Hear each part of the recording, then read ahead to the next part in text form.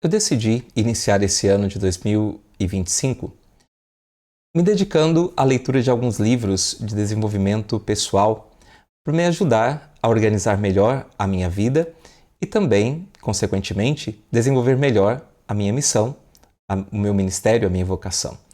Um dos livros que eu escolhi para esse propósito é esse aqui chamado A Única Coisa.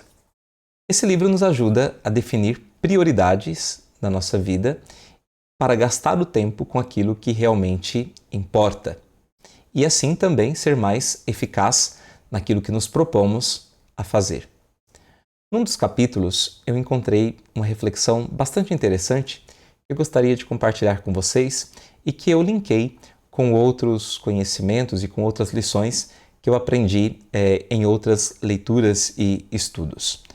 Aqui no capítulo 10 desse livro, ele trata da pergunta foco. É a pergunta essencial que nós devemos nos fazer para encontrar, então, a prioridade da nossa vida e, então, nos dedicarmos a ela.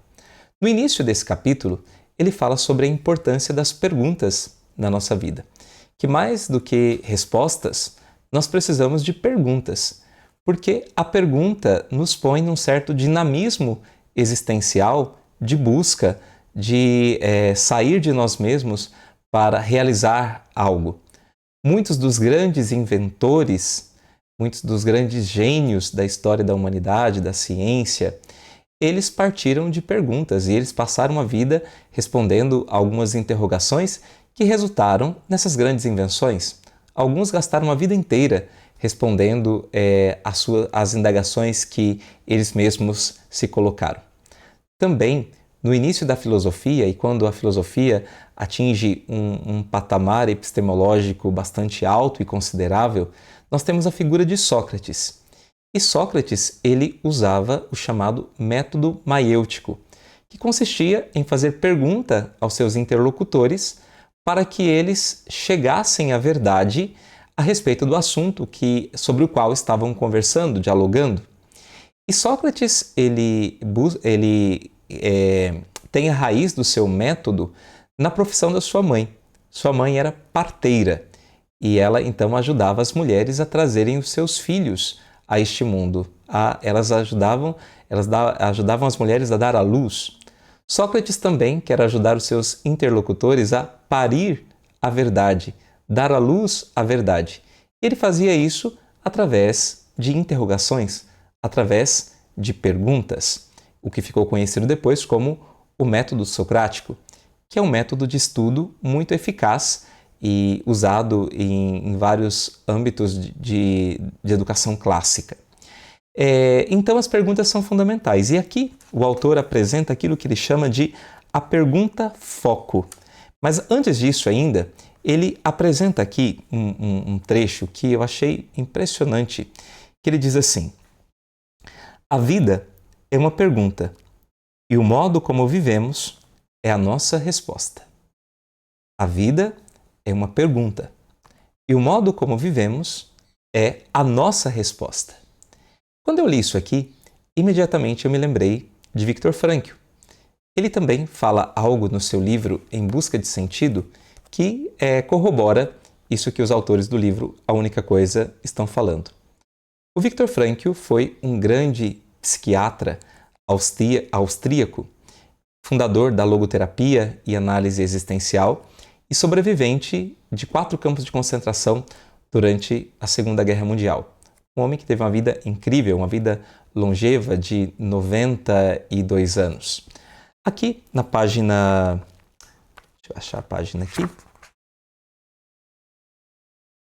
Na página 102 do seu livro, o Frankl diz assim: em última análise, viver não significa outra coisa senão arcar com a responsabilidade de responder adequadamente às perguntas da vida, pelo cumprimento das tarefas colocadas pela vida a cada indivíduo, pelo cumprimento da exigência do momento. Em vários outros livros, o Frankl também aborda essa mesma característica da vida. A vida está constantemente nos indagando. A vida está constantemente nos fazendo perguntas. E essas perguntas são feitas através das situações, dos desafios, dos obstáculos que nos são apresentados. E a nossa postura, a nossa posição, o como vivemos, tudo isso é o responder. A vida constantemente está nos fazendo perguntas, mas as respostas que a vida exige não são respostas intelectuais que nós damos com os nossos pensamentos ou com as nossas palavras. Nós respondemos à vida de uma maneira existencial. O Frankl diz que nós respondemos à vida pelo responder de nossas vidas, ou seja, com as nossas atitudes, com ações muito concretas. Por isso, o Frankl gostava de citar o autor alemão Goethe, em que, num dos seus pensamentos, ele diz assim: como pode uma pessoa conhecer-se a si mesma? Nunca pela reflexão, e sim pela ação. Tenta cumprir o teu dever e logo saberás o que há em ti. Mas qual é o teu dever? A exigência do dia. E é interessante porque esse responder às perguntas, ele começa por responder às perguntas básicas, as perguntas de cada momento e de cada situação. Na verdade, o Frankl diz que a pergunta pelo sentido da vida não tem sentido nenhum. Ele, que é o psicólogo do sentido da vida, fala que se perguntar abstratamente pelo sentido da vida é algo sem sentido. É algo para o qual nós não vamos encontrar, provavelmente, a resposta. Talvez no final dela. Talvez. Mas nós podemos nos perguntar pelo sentido da situação do momento presente. O sentido, então, ele é encontrado pela pessoa em cada situação. Por isso, para o Frankl, o sentido é ad persona e ad situatione, para cada pessoa e para cada situação. Em cada situação que a vida nos apresenta, nós podemos nos perguntar: o que a vida espera de mim com esta situação? O que a vida espera de mim nesse momento? Por isso, o cumprimento do nosso dever, ele passa pelo cumprimento da exigência do momento, da exigência do dia. E então, por isso, vou ler novamente a citação aqui do Em Busca de Sentido, quando o Frankl diz, em última análise, viver não significa outra coisa senão arcar com a responsabilidade de responder adequadamente às perguntas da vida, pelo cumprimento das tarefas colocadas pela vida a cada indivíduo, pelo cumprimento da exigência do momento. A vida nos interroga, a vida nos pergunta, nos questiona. O Frankl exemplifica esse seu conhecimento, esse seu conceito, esse seu pensamento, através de um exemplo de 2 companheiros do campo de concentração. Ele diz que esses 2 companheiros desistiram de viver e que então eles iam se suicidar. O Frankl então teve a oportunidade de conversar com eles e mudar essa decisão deles. E então o Frankl chegou nesses 2 companheiros e perguntou: por que é que vocês desistiram de viver? E eles responderam: porque nós não temos mais nada que esperar da vida. Nós não temos mais nada, nós não esperamos mais nada da vida. Então, o Frankl olhou para eles e fez uma pergunta fundamental. Mas, por um acaso, não é a vida que espera algo de vocês? O primeiro pensou e respondeu: sim, a vida espera algo de mim. O meu filho conseguiu fugir para o exterior e ele está esperando por mim. Eu prometi que eu ia sobreviver para lhe reencontrar. Então, eu preciso continuar vivendo para cumprir a minha promessa, para me reencontrar com meu filho. Eu vou viver por ele. O segundo era um professor que estava escrevendo uma coleção de livros que deixou inacabada ao ser preso e ter vindo parar no campo de concentração. Então ele diz: eu preciso enriquecer o mundo com o meu conhecimento. Então eu vou sobreviver, vou lutar para sobreviver, para dar ao mundo aquilo que eu estudei durante tantos anos, para dar ao mundo o meu conhecimento. Então, aqui, quando esses homens foram interrogados da maneira certa pelo Frankl, então eles conseguiram encontrar a resposta certa. Eles conseguiram dar uma resposta que mudou o rumo das suas vidas. O Frankl lhes fez a pergunta certa, porque eles não estavam conseguindo ouvir e ver estas perguntas que a vida lhes fazia. Por isso, os autores aqui do livro A Única Coisa, eles dizem assim: O modo como verbalizamos as perguntas que fazemos a nós mesmos determina as respostas que acabam se transformando na nossa vida. Então, eles apresentam aquilo que eles chamam de a pergunta foco. E a pergunta foco é essa daqui. Qual é a única coisa que posso fazer de modo que, ao fazê-la, todo o resto se torne mais fácil ou desnecessário? Repito. Qual é a única coisa que posso fazer de modo que, ao fazê-la, todo o resto se torne mais fácil ou desnecessário? Na verdade, esta pergunta é a pergunta pela prioridade. O que eu devo essencialmente fazer? Qual é a coisa mais importante a fazer da minha vida, fazer na minha vida? Então, aqui nós temos esta pergunta, e uma vez que ela é feita, os autores dizem que ela tem a capacidade de nos apresentar o quadro geral da nossa vida. Então, nós tentarmos refletir sobre aquilo que é o objetivo da nossa vida como um todo. Então, eu tentar pensar qual é a minha missão, qual é o meu chamado, qual é a minha vocação, qual é o meu objetivo ao longo desta vida. Então, ter uma visão do quadro geral. Mas também, esta pergunta nos ajuda a encontrar aquilo que eles chamam de o foco estreito. O quadro geral é a pergunta, então, qual é a única coisa da minha vida? Ao que é que eu realmente devo me dedicar? Mas também eu posso transformar esta pergunta, especificá-la um pouco mais, de maneira a atingir um foco concreto para uma ação concreta no momento concreto. Então, qual é a única coisa neste momento? Qual é a minha única coisa neste momento? Ou seja, qual é, por exemplo, eu posso fazer isso em cada dia. Qual é a única tarefa que eu devo fazer nesse dia, de modo que ao fazê-la, todo o resto se torne mais fácil ou desnecessário? E nós podemos aplicar essa pergunta aos diversos âmbitos da nossa vida, como depois eles vão mostrar aqui a pergunta foco feita para as diferentes dimensões da vida. Então, por exemplo, aqui, qual é a única coisa que posso fazer de modo que, ao fazê-la, todo o resto se torne mais fácil ou desnecessário? Na minha vida espiritual?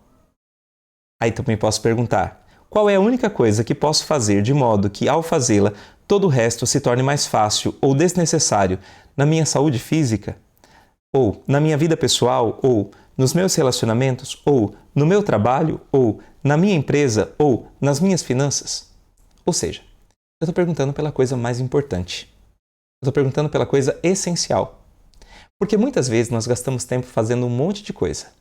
Nós não fazemos aquela única coisa que nós deveríamos fazer. Nós procrastinamos, nós gastamos tempo com tanta correria e então nós não sabemos para onde vamos, não sabemos o que queremos, não temos um senso de direcionamento para as nossas vidas. O Frankl também, ele diz, né? O homem moderno não sabe para onde vai. E quanto menos ele sabe, mais ele acelera o passo.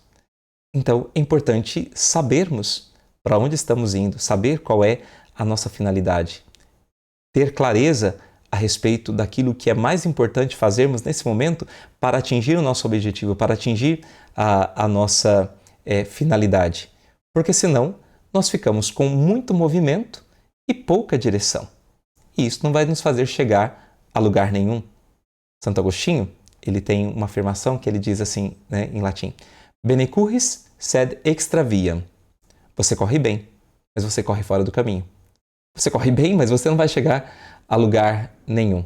Então essa pergunta foco nos ajuda a fazer isso, direcionar a nossa vida. Tendo, então, diante de nós um quadro geral, mas os objetivos, eles são apenas ideais, vagos. Mas para atingir os objetivos, nós precisamos, então, dar passos muito concretos e ver o que é preciso fazer em cada situação para chegar. Então, nós precisamos tomar um objetivo e desmembrá-lo em pequenas ações que, uma vez realizadas, vão contribuir para que o todo ele aconteça. É por isso que muita gente coloca metas para o início do ano e não as cumpre, porque simplesmente elas ficam como sonhos ou como ideias vagas em suas mentes e as pessoas não conseguem desmembrar esses objetivos genéricos em ações concretas do dia a dia para que se atinja aquele objetivo. Faltam, então, os meios para atingir o objetivo, que é a meta, que é a finalidade. Então, nos perguntarmos pela única coisa que nós deveríamos fazer agora para nos ajudar a atingir o objetivo é muito importante, para atingir aquilo que é a nossa finalidade. Então, a pergunta foco, ela nos ajuda a focar no objetivo, a definir e discernir o objetivo, discernir e definir, mas também nos ajuda a perguntar pela a única coisa deste momento, deste dia, né, deste mês. E aí nós podemos fazer a pergunta foco várias vezes, em várias instâncias, para que então nós consigamos definir quais são as nossas prioridades. Mas aqui ele apresenta uma coisa também interessante, falando um pouco a respeito desse foco estreito, desta coisa que devemos fazer em cada momento, que ele diz assim, que esta pergunta, ela nos ajuda, ela mostra como sua vida pode ser grande e como você precisa estreitar o foco para chegar lá. É um mapa para o quadro geral e uma bússola para o próximo passo diminuto. Aqui é muito interessante, porque para chegar a uma determinada meta, eu preciso dar o próximo passo diminuto. E então, ao ler isso aqui, imediatamente eu me lembrei desse outro livro que comecei a ler há pouco tempo também, que é um livro sobre a Chiara Corbella Petrillo. É um livro de testemunhos sobre ela. A Chiara foi uma jovem mulher italiana que teve uma vida, assim, um testemunho heróico. Ela perdeu o seu primeiro filho e depois, na gravidez do segundo filho, ela descobriu que tinha câncer. E ela decidiu levar a gravidez até o final, não tratar o câncer, mesmo que isso implicasse no risco da sua vida. E, de fato, depois que ela teve o seu filho, o câncer já estava bastante avançado, e então ela morreu devido a essa sua escolha, mas que foi, sobretudo, uma escolha pela vida, pelo seu filho. Ela deu a vida por ele, porque se ela começasse a fazer o tratamento, então o seu filho morreria. E ela preferiu, então, dar a vida a este filho. Ela deixa, inclusive, uma carta belíssima a ele. Se você tiver oportunidade, pesquise sobre a vida dela. Esse livro é um livro de testemunhos, e aqui tem um sacerdote chamado Padre Francesco, que fala que a Chiara Corbella, ela vivia a regra dos 3 P's. O que são os 3 P's? São os pequenos passos possíveis.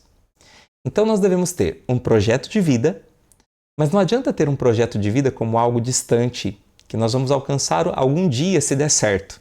Não. Nós devemos ter um projeto de vida, mas nós devemos também ter os pequenos projetos que nos ajudam a atingir dar os pequenos passos que nos ajudam a atingir aquela meta. É o pequeno passo possível desse momento. É o pequeno passo possível dessa hora. Então, aqui, o Padre Francesco, ele diz assim: quem se coloca a caminho percebe que é necessário manter o ritmo, uma constância. Há um ritmo a ser mantido e quem escala montanhas sabe disso perfeitamente. Não é possível acelerar o passo e não é possível descansar o tempo todo. O ritmo exprime uma lei fisiológica de toda a humanidade, a lei da gradualidade, ou seja, de que as grandes escaladas são feitas de forma gradual, um passo após o outro, um pequeno passo possível. Então, a lei da gradualidade. Eis que o pequeno passo possível nasceu disso. As pessoas que desejam caminhar devem buscar a constância, um passo após o outro. Aqui nós podemos nos lembrar daquela fábula da lebre ou do coelho e da tartaruga que apostam uma corrida. O coelho, muito confiante em si mesmo e nas suas capacidades, nas suas habilidades, larga na frente, tem uma grande vantagem e ele olha para trás e não vê nem sombra da tartaruga. Então, ele se deita numa moita e dorme. A tartaruga então ela caminha passo por passo, um após o outro, mesmo que lentamente. Quando o coelho vai se dar conta, a tartaruga já cruzou a linha de chegada. Então, é muito importante essa atitude do pequeno passo possível. O coelho foi indolente. Confiando demais em si mesmo, ele não fez aquilo que devia fazer. E a tartaruga só cumpriu a sua missão. Ela só fez aquilo que ela devia fazer naquela corrida, dar um passo após o outro. E por isso ela ganhou a corrida. E então nós somos chamados a manter a constância do pequeno passo possível para alcançarmos, assim, o nosso objetivo e chegarmos à nossa meta. Então, o Padre Francesco, ele continua dizendo: o caminho do homem se desenvolve por meio de uma série de passos contínuos. O caminho que Deus fez o povo de Israel percorrer e que agora Deus faz a você é o pequeno passo possível hoje. A cada dia, o Senhor lhe oferece a oportunidade de dar um passo, mas os passos firmes se iniciam quando você abandona suas racionalizações e se entrega à fé. O pequeno passo possível tem como base fundamental esta realidade: tornar-se fiel a cada dia, em tudo aquilo que é preciso enfrentar. E aí o Padre Francesco diz que existem dois males que precisam ser vencidos: a preguiça e a inconstância.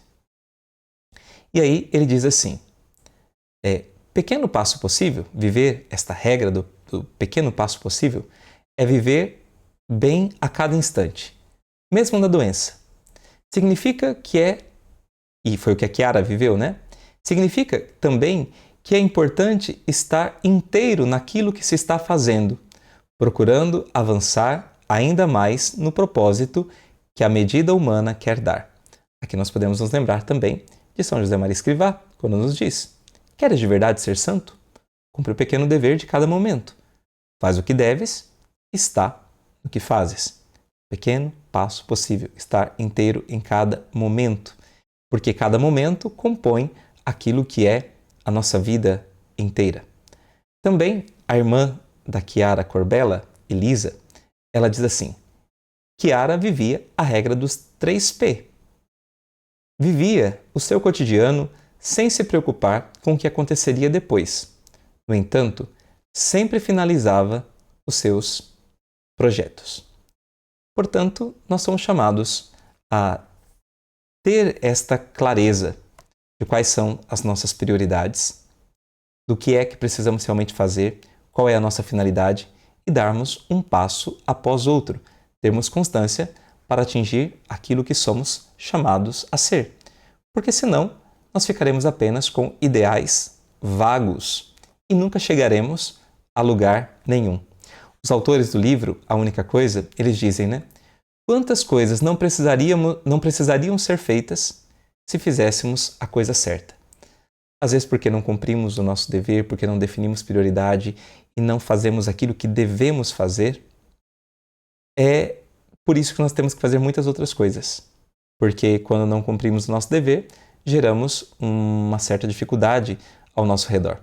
São José Maria Escrivá, ele também, no livro Caminho, ele tem um pensamento que ele diz: pergunta-te muitas vezes ao longo do dia: eu estou neste momento fazendo o que eu devo fazer? Isso é recuperar novamente o foco. Eu estou fazendo a única coisa que eu devia fazer?